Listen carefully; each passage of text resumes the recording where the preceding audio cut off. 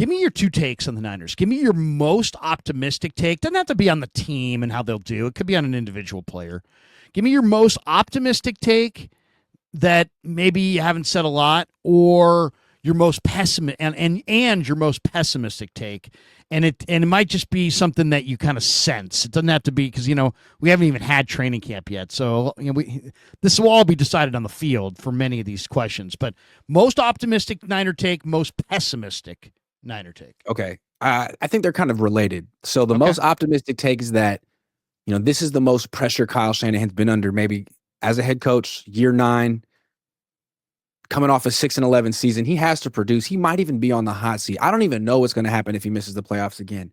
So Kyle Shanahan, with his back against the wall with real pressure, coaches his ass off and reminds everyone how good he really is. Like last year, it seemed like I'm not going to say mailed it in, but just he was burnt. He just didn't have it last year. Now we're like calling him out, and he seems like he's even been challenged by his own owners. Okay, now we get to see the real Kyle Shanahan and the best of Kyle Shanahan. And it's not about Robert. Robert Saleh is a great coach, but Kyle's the head coach. And if he's lethargic and burnt out, then the team is going to be lethargic and burnt out. So his energy matters, and we're going to see the most energetic, the most focused and locked in version of Kyle Shanahan we've ever seen. I like it. Yeah. He looked a little bit rejuvenated and seemed a little bit more batteries recharged when we saw him last. I'll give him that. We'll see how it wears this summer. But I don't know about you, but to me, I thought Lynch and Shanahan collectively going into last year were like, what I mean? Say it to each other in the auditorium. Like, yeah, it's burnt out. I mean, these guys look burned out. It's like, this is the beginning of the race. These guys look dog tired. All right, give me your most pessimistic take. The most pessimistic take you can drum up. Oh my God. The rookies on defense aren't ready. The injury-prone players on offense get injured. The offensive line, which is thinner than last year, can't protect Purdy. He gets injured. I mean, the wheels could fall off this year. When things go bad for the 49ers, things go really bad and the wheels fall off. And then there's the Kyle Shanahan factor. Like, what if he really has aged 20 years over the last 9? What if he really is burnt out? What if an extra month of an offseason doesn't do much and he's really at the end of his tenure as the 49ers head coach? That getting rid of Tabor Pepper and Deebo Samuel was a symbolic gesture to try to repair the locker room, but it's still fractured. It's still there's still roster politics. There's still double standards. I mean, all the bad things pop up again, and all the winning that masked it in the past isn't there, and the losing really accentuates it. Prize Picks will give you $50 when you play your first $5 lineup. Win or lose, you'll get $50 for playing. Use promo code COHN, COHN, and download the app now. All right, my most optimistic, that's a good one.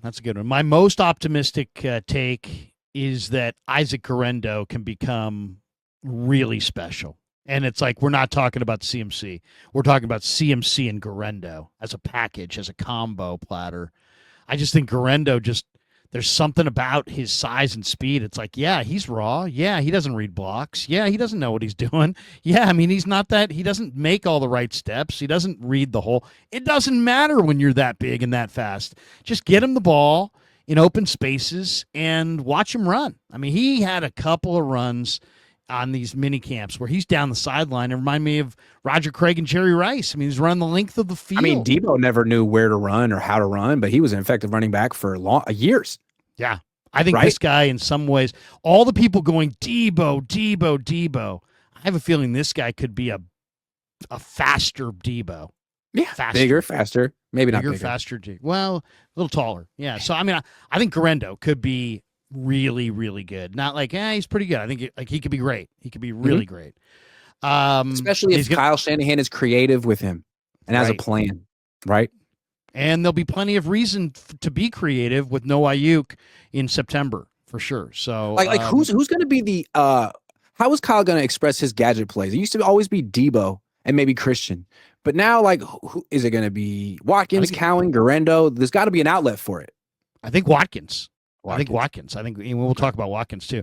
My most pessimistic take, and this is more. I'll freely admit it's not based on anything really, other than I got a scout's intuition.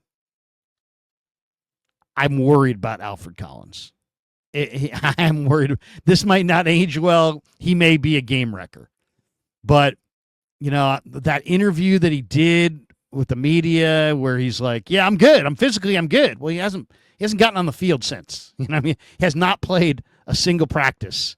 And yet he said to us, to our faces, yeah, I'm good. Physically, I'm good. I'm ready. I'm going to be. Well, maybe it's the fact that he hasn't signed his contract yet. Only two second-round picks in the NFL have actually signed contracts. So maybe there's more going on than we realize. Right. So that was the other concern, is that maybe and that does, in my opinion, and I know yours as well. That doesn't reflect on him. That there's a couple of players at the top of round 2 that signed fully guaranteed deals, and the agents for the rest of the guys in round 2 are like, hey, the precedent's been set. And so now everybody who's unsigned is asking for a completely guaranteed contract. But it was what he said when he was asked about football, and he's like, yeah, I don't watch a lot of football. I'm not a big fan of NFL football. Now, I'm not saying that you got to be, but I don't know, man. There's just some weird vibes about him. He hasn't gotten on the field. He says he doesn't watch football. Like CJ West has these incredibly great vibes. I'm just getting the iffy vibes from Collins. Now, he played all the games at Texas, so that's what's giving me pause to go, okay, don't worry. He played in all these games at Texas. He'll play when it matters. And his talent looks awesome, but he was a second-round pick. And, man. Get started at factormeals.com/Cohn50off and use code Cohn50off to get 50% off plus free shipping on your first box. I don't know. You know who his cousin is, right?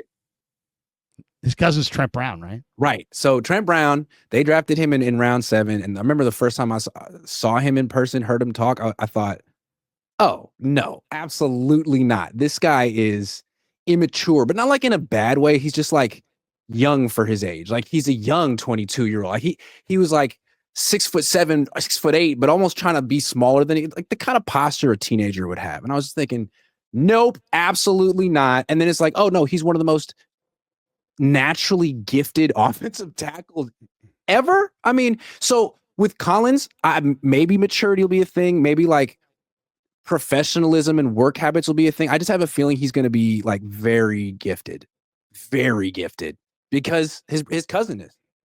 I hope. Yeah. I want to see this guy on the field. Remember, because Trent Brown was a 7th round pick. Yeah, but this guy has game wrecker, defense altering kind of talent. We're talking about 6'5", 320, 330, fast, long arms, athletic. I mean, if this guy can play and plays every down, it's going to be like, wow. So, but I'm a little concerned because we have yet to see Collins.